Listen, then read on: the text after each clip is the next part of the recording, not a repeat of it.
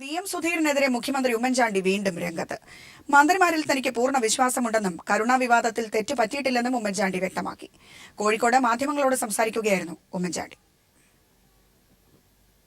അദ്ദേഹത്തിന് അങ്ങനെ പരാതി ഉണ്ടെങ്കിൽ എന്നോട് പറയണം, ഞാൻ നിശ്ചയമായിട്ടും പരിഹരിക്കും. എനിക്ക് മന്ത്രിമാരിൽ പൂർണ്ണ വിശ്വാസമാണ്. അത് കോൺഗ്രസ് മന്ത്രിമാരും ഘടകകക്ഷി മന്ത്രിമാരും ഞങ്ങൾ ഒറ്റക്കെട്ടായിട്ടാണ് വർക്ക് ചെയ്തത്. അപ്പോൾ അടൂർ പ്രകാശിനെ കുറിച്ച് ഞാൻ ഈ കരുണ എസ്റ്റേറ്റുമായിട്ട് ബന്ധപ്പെട്ട കാര്യങ്ങളെല്ലാം പരിശോധിച്ചു നോക്കി. അദ്ദേഹത്തിൻ്റെ ഭാഗത്തൊരു വീഴ്ച പറ്റിയിട്ടില്ല. അതിൽ ഒരു അപാകത ഇല്ലെന്നുള്ളതാണ് കണ്ടത്. പക്ഷേ ചില സംശയങ്ങൾ ഉന്നയിച്ചതിനെ തുടർന്ന് ഇതിനകത്തൊരു പിടിവാശിയില്ല, ആ മാറ്റങ്ങൾ വരുത്തുകയും ചെയ്തു. VM സുധീരന്റെ വാക്കിന് മുഖ്യമന്ത്രിയും റവന്യൂ മന്ത്രിയും പുല്ലുവിലയാണ് കൽപ്പിക്കുന്നതെന്ന് പ്രതിപക്ഷ നേതാവ് VS അച്യുതാനന്ദൻ. ഈ സാഹചര്യത്തിൽ സുധീരൻ KPCC പ്രസിഡന്റ് സ്ഥാനം രാജിവെക്കണം. സുധീരൻ സ്വന്തം വാക്കുകളോട് കൂറു പുലർത്തണമെന്നും VS പ്രസ്താവനയിലൂടെ ആവശ്യപ്പെട്ടു.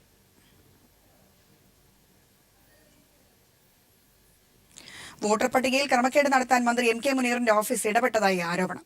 കോഴിക്കോട് സൗത്ത് മണ്ഡലത്തിലെ 500-ലേറെ വോട്ടുകൾ തള്ളാനായി മന്ത്രിയുടെ ഓഫീസിന്റെ നിർദ്ദേശപ്രകാരം മന്ത്രിയുടെ സ്റ്റാഫ് മാനദണ്ഡങ്ങൾ ലംഘിച്ച് അപേക്ഷ നൽകി. സംഭവത്തെ തുടർന്ന് LDF പ്രവർത്തകർ താലൂക്ക് ഓഫീസ് ഉപരോധിച്ചു. മന്ത്രിയുടെ സ്റ്റാഫ് നൽകിയ അപേക്ഷ താലൂക്ക് ഓഫീസിന്റെ പിന്നിൽ ഉപേക്ഷിച്ച നിലയിൽ കണ്ടെത്തി.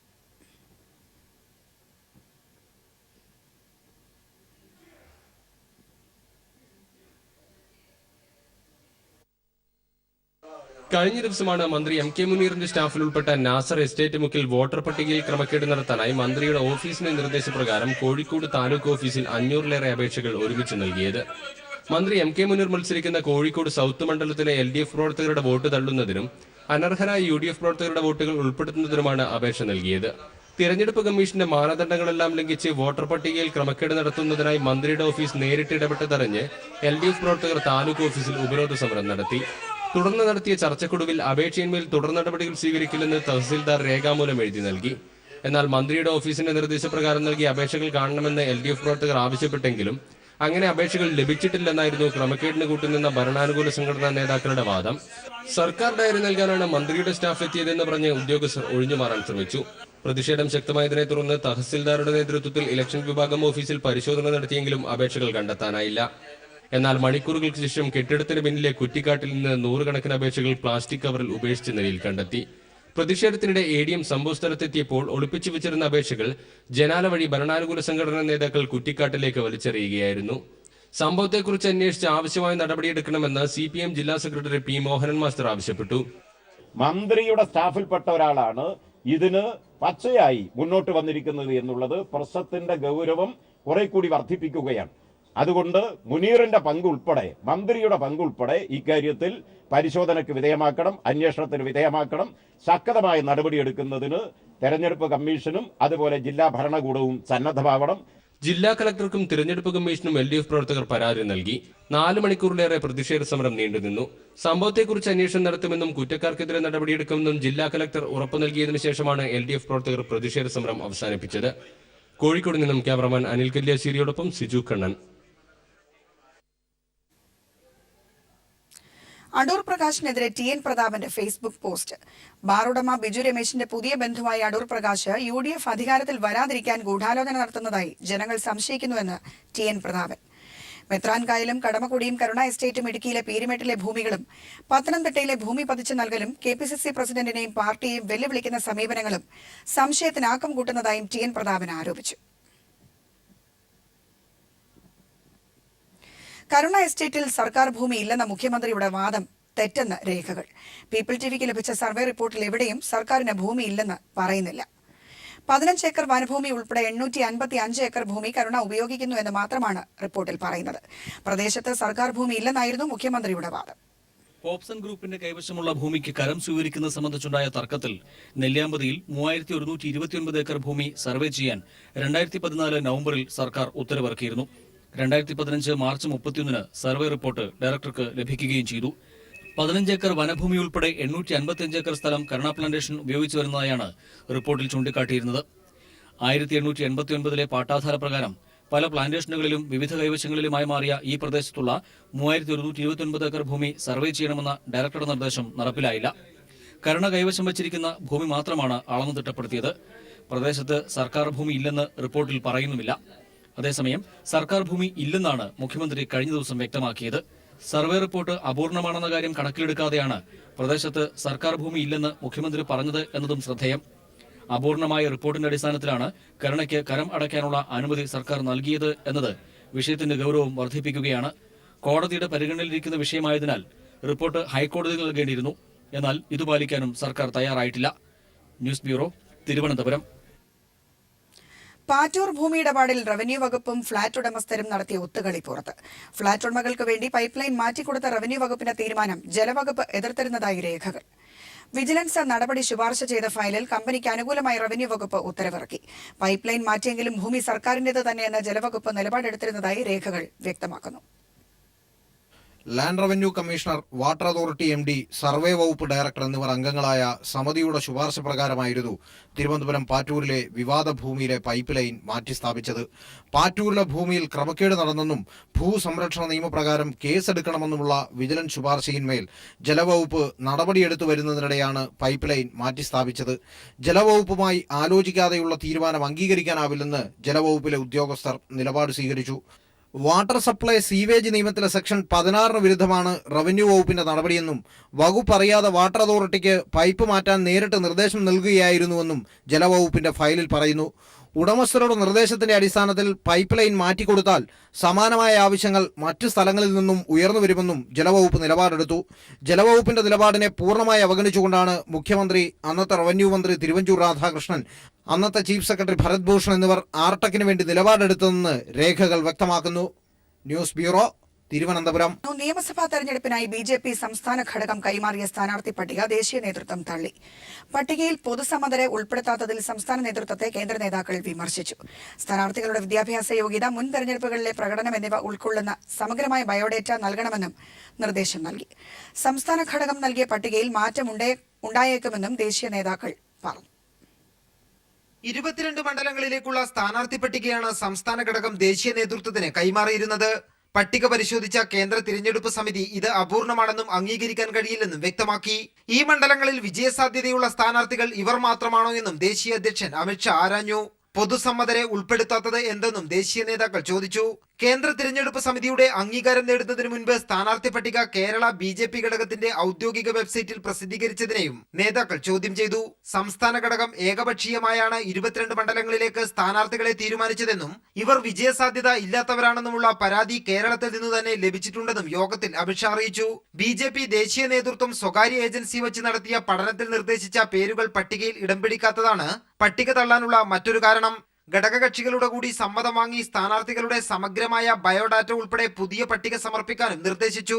നടപടിക്രമങ്ങൾ പൂർത്തിയാക്കിയതിനു ശേഷം പട്ടിക പ്രഖ്യാപിക്കുമെന്ന് കേരളത്തിന്റെ തിരഞ്ഞെടുപ്പ് ചുമതലയുള്ള കേന്ദ്രമന്ത്രി JP നഡ്ഡ പറഞ്ഞു.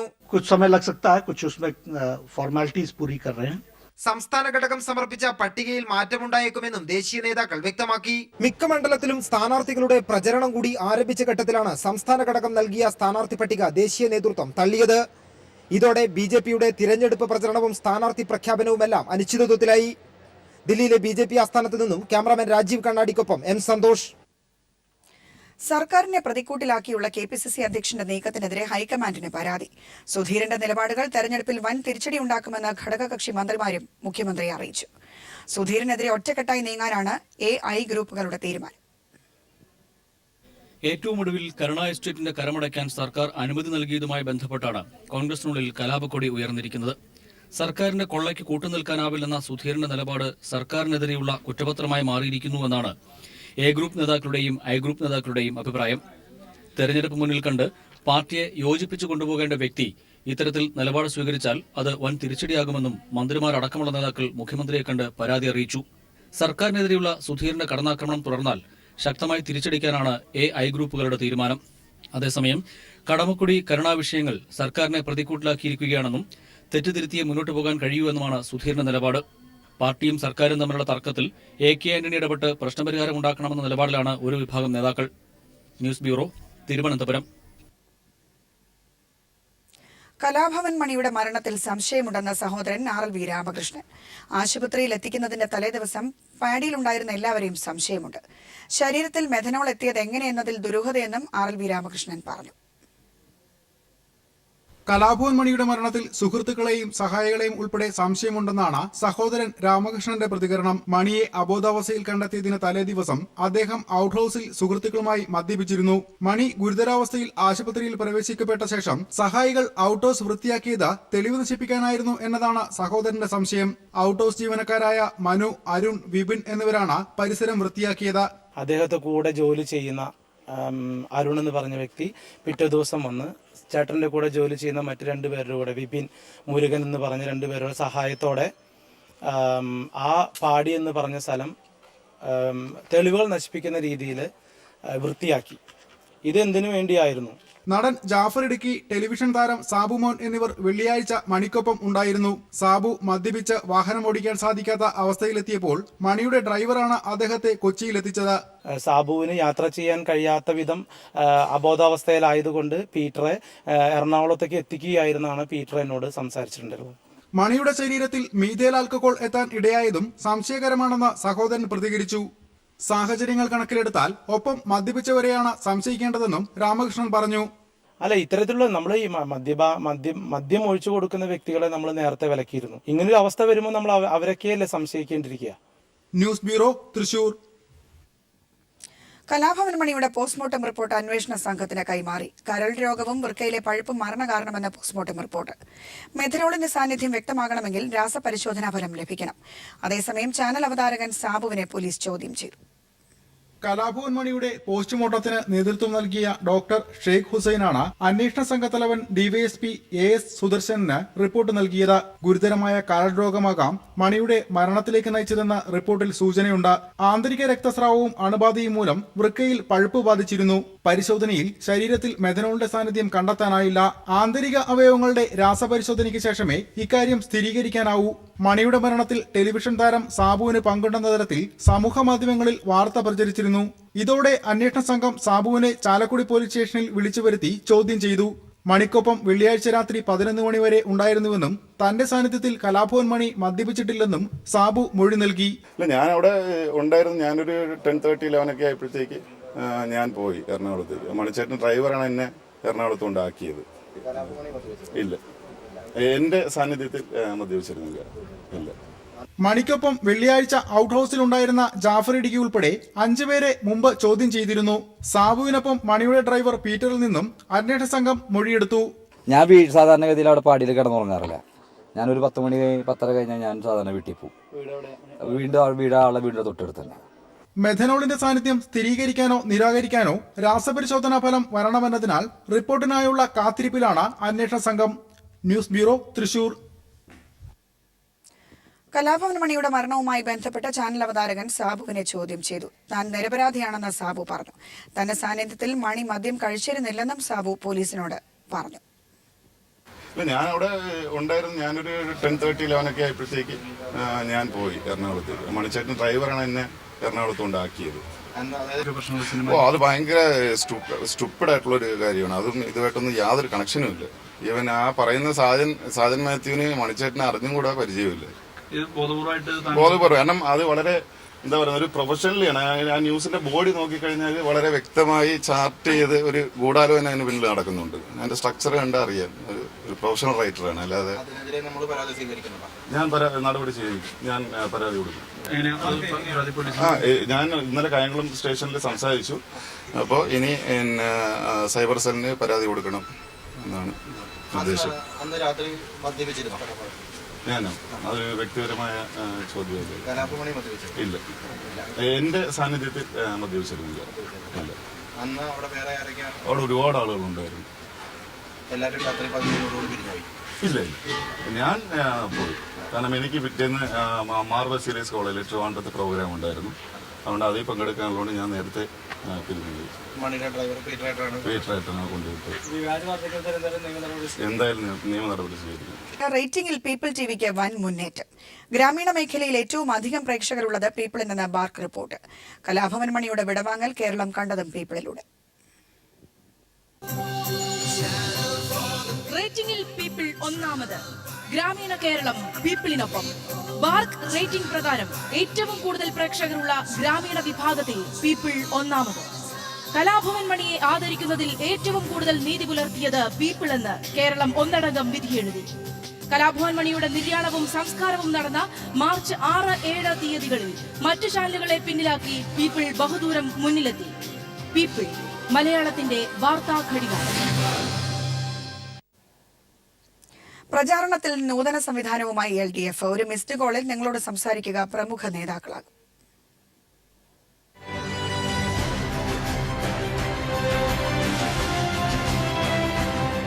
പുത്തൻ സാങ്കേതിക പ്രചരണവുമായാണ് ഇത്തവണ LDF രംഗത്തിറങ്ങിയിരിക്കുന്നത്. നിങ്ങളുടെ ഫോണിൽ നിന്നും 8826262626 എന്ന നമ്പറിലേക്ക് ഒരു മിസ്ഡ് കോൾ നൽകുക. ഉടൻ നിങ്ങളുടെ മൊബൈലിലേക്ക് തിരികെ ഒരു കോൾ വരും. ഇതിൽ നിങ്ങൾ കേൾക്കുന്ന ശബ്ദം ആരുടേതാകുമെന്ന് ഒന്ന് നോക്കാം. നമസ്കാരം, ഞാൻ പിണറായി വിജയൻ. വികസനത്തിന്റെ പേരിൽ എന്തൊക്കെയാണ് ചിലർ കാട്ടിക്കൂട്ടുന്നത്? വെറുതെ കല്ലിടുന്നതാണോ വികസനം? പ്രകൃതിയെ തകർത്താണോ പുരോഗതി വരേണ്ടത്? മനുഷ്യത്വമില്ലെങ്കിൽ എന്ത് വികസനം? UDF സർക്കാരിന്റെ തറക്കല്ലിടൽ വികസനം, ഹനിക്കപ്പെടുന്ന മനുഷ്യത്വം എന്നിവ പരാമർശിക്കുന്ന 27 സെക്കൻഡ് ദൈർഘ്യമുള്ള ശബ്ദരേഖയാണ് കോളിലുണ്ടാകുക. ഉത്തരവാദിത്തവും മനുഷ്യത്വവുമുള്ള വികസനത്തിന് LDFനൊപ്പം അണിചേരാനും നേതാക്കൾ ഇതിലൂടെ അഭ്യർത്ഥിക്കുന്നു. LDFന്റെ ഈ നൂതന തെരഞ്ഞെടുപ്പ് പ്രചരണത്തിൽ ആദ്യഘട്ടത്തിൽ CPIM പോളിറ്റ് ബ്യൂറോ അംഗം പിണറായി വിജയനാകും നിങ്ങളോട് വോട്ട് അഭ്യർത്ഥിക്കുക. അടുത്ത ഘട്ടത്തിൽ പ്രതിപക്ഷ നേതാവ് VS അച്യുതാനന്ദൻ, CPIM സംസ്ഥാന സെക്രട്ടറി കോടിയേരി ബാലകൃഷ്ണൻ, മറ്റ് പ്രമുഖ നേതാക്കൾ എന്നിവരാകും നിങ്ങളുടെ മിസ് കോളിന് മറുപടി നൽകുക. News bureau, Thiruvananthapuram. പൊതുസ്ഥലങ്ങളിൽ വൃത്തിയും സുരക്ഷിതത്വവുമുള്ള ടോയ്ലറ്റുകൾ രാഷ്ട്രീയ പാർട്ടികളുടെ പ്രകടന പത്രികയിൽ ഉൾപ്പെടുത്തണമെന്നാവശ്യപ്പെട്ട് ഫേസ്ബുക്കിൽ സ്ത്രീകളുടെ ക്യാമ്പയിൻ. LDF അധികാരത്തിലെത്തിയാൽ സ്ത്രീകളുടെ ഈ ആവശ്യം നടപ്പാക്കുമെന്ന് പിണറായിയും തോമസ് ഐസക്കും പറഞ്ഞു. പൊതുസ്ഥലങ്ങളിൽ സ്ത്രീകൾക്ക് വൃത്തിയും സുരക്ഷിതത്വവുമുള്ള ടോയ്ലറ്റുകൾ വേണമെന്ന ആവശ്യം കേരളത്തിലെ സ്ത്രീ സമൂഹം വളരെ കാലമായി ആവശ്യപ്പെടുന്ന ഒന്നാണ്. ഈ സാഹചര്യത്തിലാണ് അനുപമ വെങ്കിടേഷ്, KA ബീന, സുജ സൂസൻ ജോർജ്, സുനിത ദേവദാസ് ഉൾപ്പെടെയുള്ള പ്രമുഖർ ഫേസ്ബുക്കിൽ നടത്തുന്ന ക്യാമ്പയിന് പ്രാധാന്യം വർദ്ധിക്കുന്നത്. ശുചിയായ ടോയ്ലറ്റുകൾ ഏത് സർക്കാർ ഒരുക്കിത്തരുമെന്ന ചോദ്യവുമായാണ് ഇവർ രംഗത്തെത്തിയിരിക്കുന്നത്. ഈ ക്യാമ്പയിനെ തുടർന്ന് ഈ വിഷയം ഫേസ്ബുക്ക് വിട്ട് പൊതുചർച്ചയ്ക്ക് വന്നിരിക്കുകയാണ്. കേരളത്തിൽ സകല രംഗത്തും സ്ത്രീകൾ നേരിടുന്ന വിവേചനത്തിന്റെ ഒരു തെളിവാണ് ഈ ടോയ്ലറ്റ് ഇല്ലായ്മ എന്നാണ് പൊതുനിരീക്ഷണം. സ്ത്രീകളും പുരുഷന്മാരും ഒന്നിച്ച് ഈ ദുരവസ്ഥയ്ക്കെതിരെ മുന്നിട്ടിറങ്ങണമെന്നാണ് പൊതു ആവശ്യമായി ഉയരുന്നത്. സ്ത്രീകൾ അനുഭവിക്കുന്ന ദുരന്തത്തിന് രാഷ്ട്രീയ ഭാഗത്തു നിന്നും നല്ല പ്രതികരണമാണ് ഉണ്ടായത് എന്നതിന്റെ തെളിവാണ് പിണറായി വിജയന്റെയും തോമസ് ഐസക്കിന്റെയും ഫേസ്ബുക്ക് പോസ്റ്റുകൾ. സാമൂഹ്യ മാധ്യമങ്ങളിൽ സ്ത്രീകളുടെ ടോയ്ലറ്റ് പ്രശ്നം വളരെ സജീവമായി ചർച്ച ചെയ്യുന്നത് കണ്ടുവെന്നും ഇത് വളരെ ഗൗരവകരമായി പരിഗണിക്കപ്പെടേണ്ട വിഷയമാണ് എന്നുമാണ് പിണറായി വിജയൻ പ്രതികരിച്ചത്. LDF അധികാരത്തിലെത്തിയാൽ സ്ത്രീകളുടെ ഈ ആവശ്യം ഉറപ്പായി നടപ്പാക്കുമെന്ന് പിണറായി വിജയൻ തന്റെ ഫേസ്ബുക്ക് പോസ്റ്റിലൂടെ അറിയിച്ചു. ചേർത്തല ആലപ്പുഴ നാഷണൽ ഹൈവേ ഓരത്ത് 1 ഡസൻ ഷീ ടോയ്ലറ്റുകളെങ്കിലും ഉറപ്പുവരുത്തുമെന്നും അതുപോലെ നഗരത്തിന്റെ പ്രധാന കേന്ദ്രങ്ങളിലും ഇതിനായി സ്വീകരിക്കാൻ പോകുന്ന ബിസിനസ് മോഡലുകളെക്കുറിച്ചും തോമസ് ഐസക് തന്റെ ഫേസ്ബുക്ക് പോസ്റ്റിൽ പറയുന്നു. ഇടതുപക്ഷ ജനാധിപത്യ മുന്നണി സർക്കാർ 5 വർഷം കൊണ്ട് ഇത്തരം ടോയ്ലറ്റ് സംവിധാനം കേരളത്തിൽ ഉറപ്പാക്കുമെന്നും തോമസ് ഐസക് തന്റെ ഫേസ്ബുക്ക് പോസ്റ്റിലൂടെ അറിയിക്കുന്നു. LDF ഒരു തിരഞ്ഞെടുപ്പ് വിഷയമായി ഈ പ്രശ്നം ഏറ്റെടുത്തതോടെ കേരളത്തിലെ സ്ത്രീ സമൂഹം വലിയ പ്രതീക്ഷയിലാണ്. News desk. ഫോൺ കോളുകൾ മുറിയുന്നതിന് പിഴ ഏർപ്പെടുത്താനുള്ള ട്രായ് തീരുമാനം സുപ്രീം കോടതി തടഞ്ഞു. മൊബൈൽ കമ്പനികളുടെ ഹർജി പരിഗണിച്ചാണ് സുപ്രീം കോടതിയുടെ തീരുമാനം. തടസ്സപ്പെടുന്ന ഓരോ കോളിനും 1 രൂപ വെച്ച് പിഴ ഈടാക്കാനായിരുന്നു നേരത്തെ ട്രായ് തീരുമാനിച്ചിരുന്നത്.